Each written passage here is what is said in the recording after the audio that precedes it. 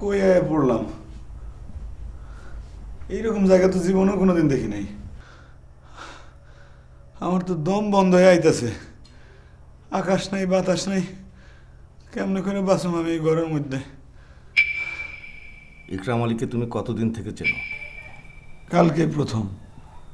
আমি রাস্তার ধারে খাড়াইছিলাম, উনি আমার গাড়িতে উঠতে কইলেন, আমি গাড়িতে উঠলাম। বাহ বাবা, বিষয়টা এত সহজ? সহজই তো। লোকটা খুব ভালো। আমার গাড়িতে উঠাইলেন, গাড়ির মধ্যে আমার মিঠা মিঠা কথা কইলেন, তারপর আমার একটা চকলেট খাইতে দিলেন, আর যাওয়ানোর সময় আমার 200 টাকা দিয়ে গেছেন। সত্যি করে বলো, তা নাহলে কিন্তু তোমার জেল হয়ে যাবে। বিনা দোষে তো জেল খাটলামই, একদিন এক রাত। একদিন এক রাত না, অনেক মাস, বছর। তাইলে পরে আমি চাঁদের দেশে কেমনে যাবো? চাঁদের দেশে সবাই যেভাবে যায়। স্বপ্নে।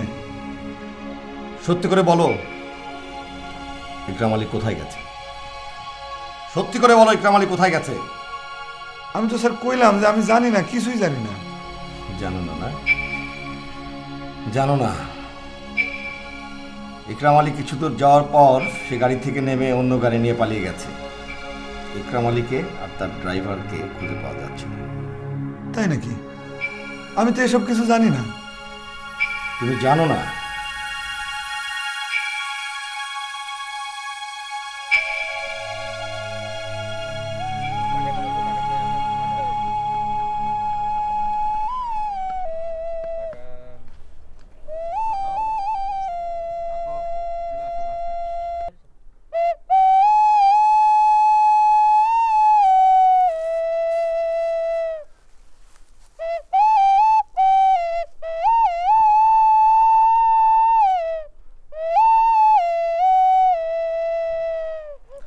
তুমি তো অনেক সুন্দর বাঁশি বাজাও, বাঁশিটা পাইলা কই?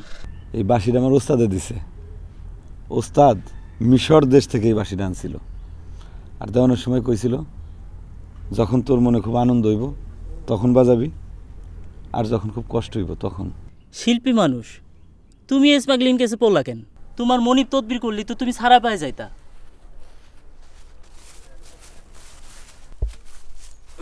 নতুন ফুটছে। আচ্ছা, তোমার বাপ মা ভাই বোন কেউ নাই? আছে, মায় নাই, বাপ আছে। তারা তোমার জন্য চেষ্টা করতেছে না? চেষ্টা করবো কেমনে? হেরা তো জানেই না যে আমি এই অবস্থায় আছি, আর চেষ্টা করে এবার লাভ কি? কপালে যে কয়দিন দুঃখ আছে সে কয়দিন তো সহ্য করতে হইব।